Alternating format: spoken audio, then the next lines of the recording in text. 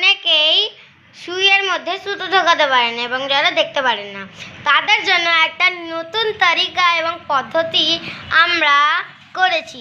তো সেটা কি চলুন দেখা যাক, এবং পদ্ধতিটি ভালো লাগলে লাইক কমেন্ট শেয়ার করতে ভুলবেন না। তো চলুন দেখা যাক।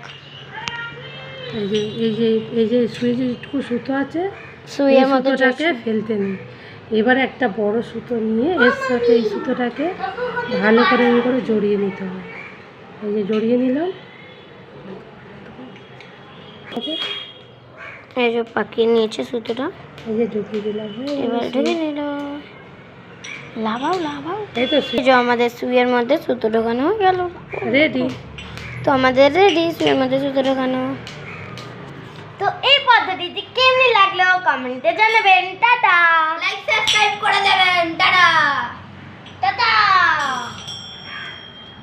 টাটা।